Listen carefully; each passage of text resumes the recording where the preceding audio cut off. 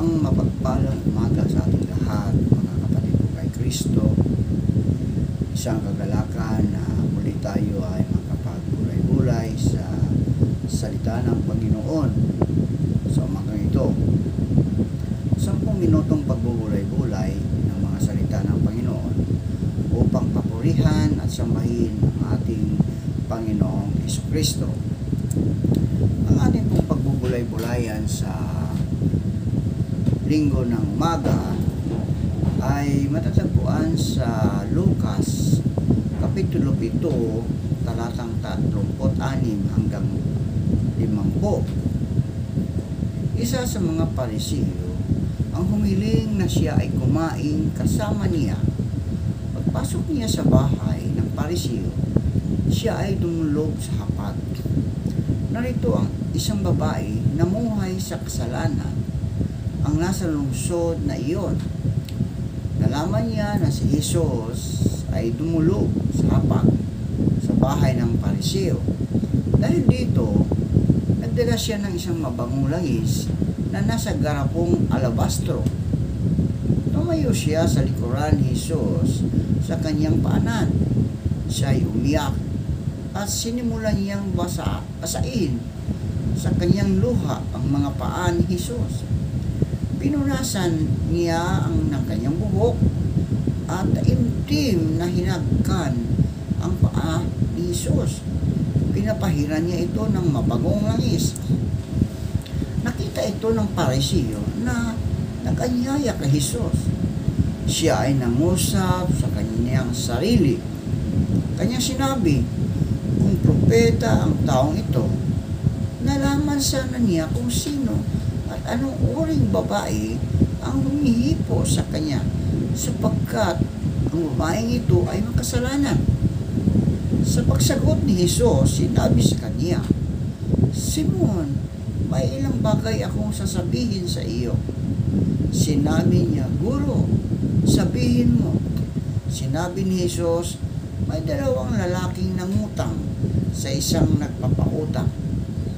Ang isa ay umutang ng 500 denaryo, ang isa ay 50. Nang wala silang maibayad, kapwa silang pinatawad ng nagpapautang sa kanila.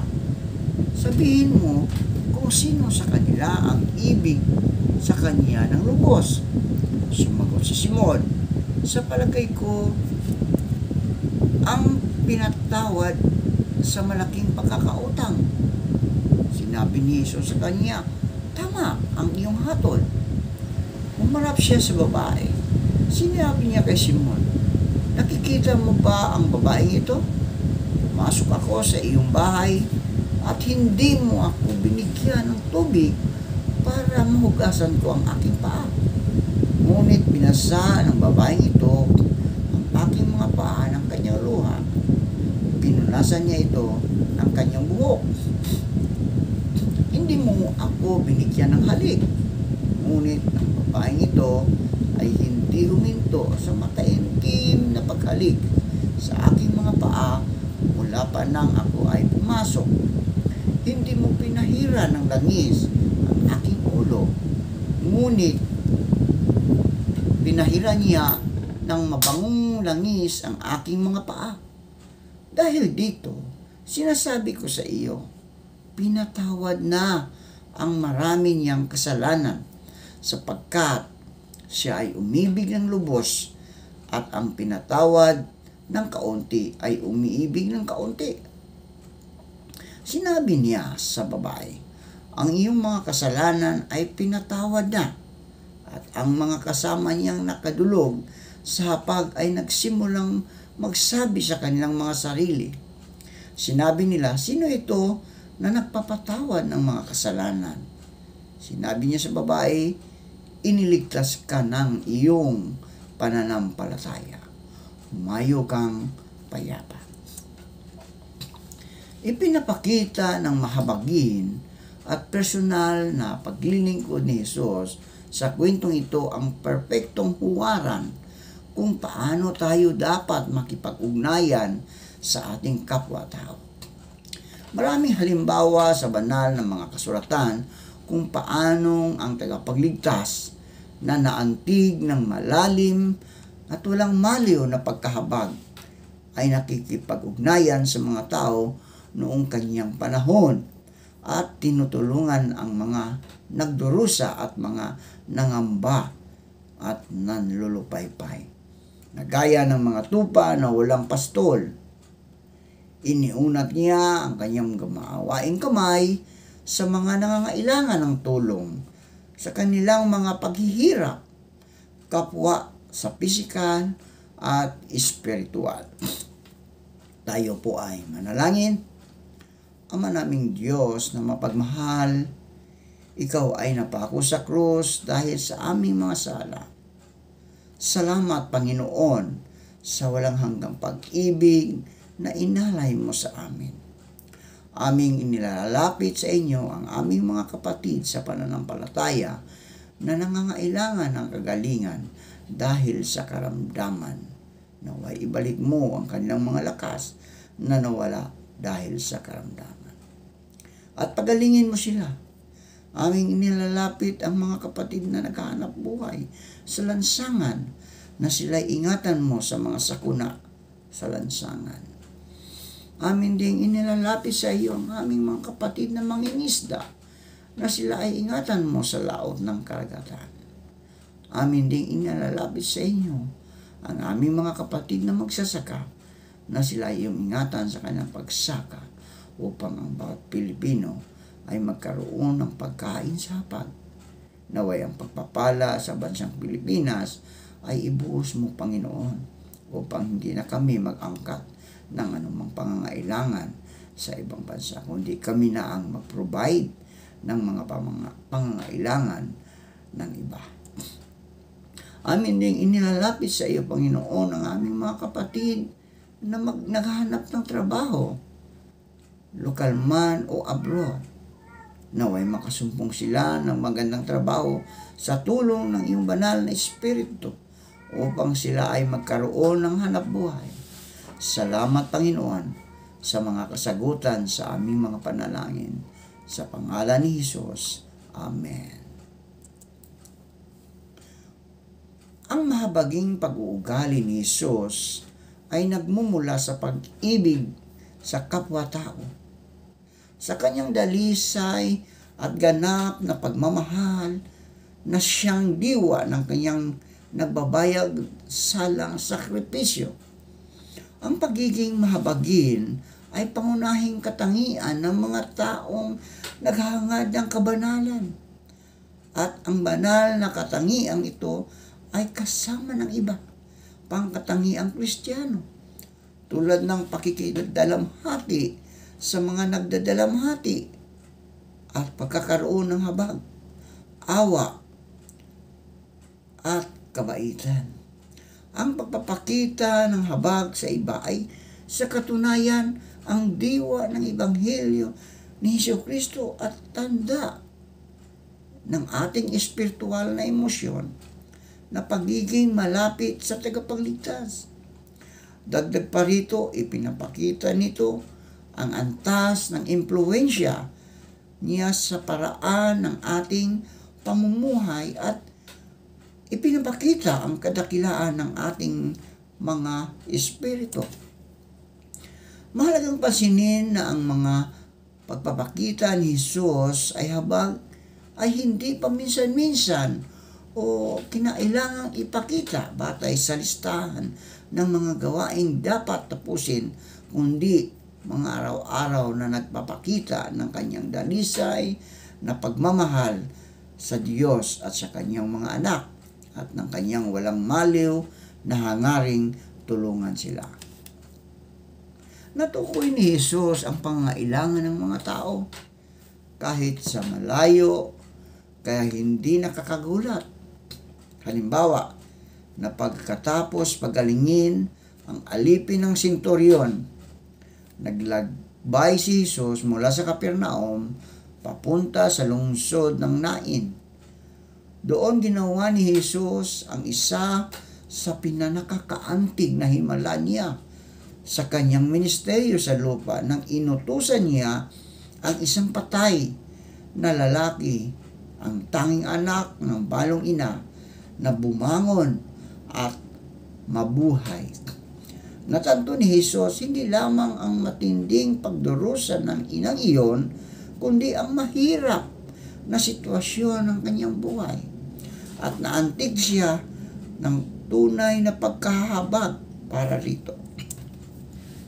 Katulad ng makasalanang babae at balo ng Nain, marami sa mga kakilala natin ang naghahanap ng pag-alok, atensyon, pagiging kabilang, at anumang tulong na may ialok natin sa kanila. Lahat tayo ay maaaring maging instrumento sa kamay ng Panginoon at kumilos ng may pagkahabag sa mga nangangailangan tulad ng ginawa ni Jesus. May kilala akong batang babae na isinilang na may malalang kaso ng cleft lips at cleft palate. Sa pangalawang araw pa lang ng kanyang buhay sa mundo, kinailangan na niyang dumaan sa maraming operasyon. Naantig ng tunay na pagkahabag para sa mga dumaranas ng hamong ito. Nagsisikap ang batang ito at ang kanyang mga magulang na magbigay ng suporta, pag-unawa at emosyonal na tulong sa iba na naharap sa mahirap na realidad na ito. Dahil sa hamon na kinaharap, nakilala ang mga tao na nangangailangan ng pag-alo, suporta at paghihikayat. Mahal kong mga kaibigan, kapatid, kapuso, habang sadya nating sinisikap na maging mahabagin sa ating buhay, tulad ng ipinakita ng tagapagligtas, magiging mas sensitibo tayo sa mga pangangailangan ng iba.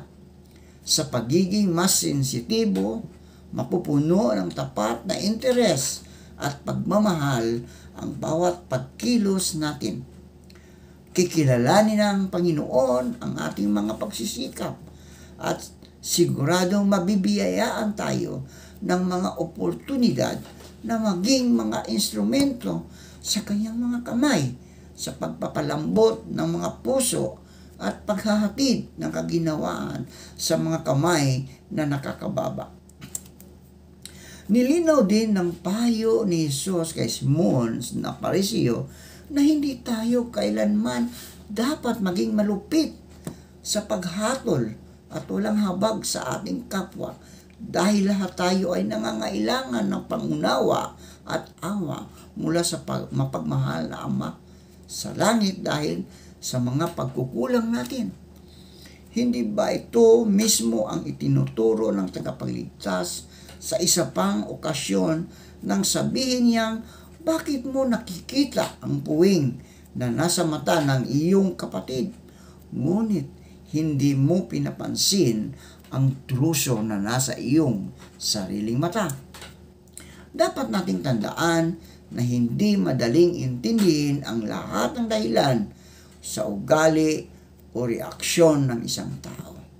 Nakalilin lang ang panlabas na anyo at kadalasang hindi ipinapakita ang kabuuan ng pag-uugali ng isang tao. Hindi katulad natin. Nakikita ni Kristo ng malinaw ang lahat ng anggulo ng isang partikular na sitwasyon kahit na alam niya ang mga kahinaan natin. Hindi tayo isinumpa ng tagapagligtas. Sa halip ay patuloy na nakikipagtulungan sa atin ng buong habag. Tinutulungan tayong tanggalin ang troso na nasa ating mata. Palaging tumitingin si Jesus sa puso, hindi sa kaanyuan. Siya mismo ang nagpahayag, huwag kayong humatol batay sa anyo. Ngayon, isaalang-alang ang matalinong payo ng tagapagligtas sa 12 nipita hinggil sa tanong na ito. At alam ninyo na kayo ay magiging mga hukom ng mga taong ito, alinsunod sa kahatulan ng aking ibibigay sa inyo, na magiging katarungan kung gayon, maging anong uri ng mga tao ba nararapat kayo. katotohanang sinasabi ko sa inyo, maging katulad ko, ano pat nais ko na kayon ay maging ganap, na katulad ko unang inyong Ama na nasa langit ay ganap. Sa kontekstong ito, hinahatulan ng Panginoon ang mga taong hindi matuwid na humahatol sa mga taong sa palagay nila ay nagkakamali. Upang makagawa tayo ng matuwid na paghatol, dapat sikapin nating maging katulad ng tagapagligtas at tingnan ng may habag ang kamalian ng iba. Maging tulad ng pagtingin niya dahil malayo pa ang tatahakin natin bago tayo maging ganap. Siguro'y mas magandang umupo tayo sa harapan ni Jesus at humingi ng awa para sa ating mga pagkakamali. Tulad ng ginawa ng nagsisising babae sa bahay ng Pariseo, at huwag sayangin ang oras at lakas natin sa pag-iisip ng mga pagkakamali ng iba. Mga kaibigan, kapatid, pinatutuhanan ko na habang sinisikap nating isabuhay ang halimbawa ng pagkahabag na ipinakita ng tagapagligtas, madaragdagan ang kakayahan nating purihin ang kabutihan ng mga tao sa paligid natin at mababawasan ang likas na ugali nating husgahan ang kanilang mga pagkakamali. Bubuti ang ugnayan natin sa Diyos at siguradong magiging mas maganda ang ating buhay. Mas lalambot ang ating puso at matatagpuan natin ang walang hanggang pinagmula ng kaligayahan. Makikilala tayo bilang mga tagapagpamayapa na ang mga salita ay kasing dalisay ng hamog sa umaga ng tagsibol. Dalangin ko na maging mas matiisin tayo at mas unawain natin ang ating kapwa at na ang mga awa ng Panginoon sa ganap ng kaamuan ay ibsan ang kawalan natin ng pasyensya sa mga pagkakamali ng iba. Ito ang pag-aanyaya ng tagapagligtas sa atin. Pinatutuhanan ko na siya ay buhay. Siya ang perpektong halimbawa na maawain at matiyagang pagkadisipulo. Pinatutuhanan ko ang mga katotohanan ito sa banal na pangalan ng tagapagligtas na si Hesukristo. Manalangin tayo. Diyos na mapagmahal, salamat Panginoon sa pag-ibig mo sa amin. Salamat sa pagpapatawad mo sa aming mga kasalanan. Naway amin itong masuklian sa pamagitan ng pagmamahal namin sa aming kapwa. Tulungan mo po kami na makamit namin ang iyong mga utos na mahalin ang aming kapwa. Sa pangalan ni Jesus na aming tagapagligtas. Amen at amen.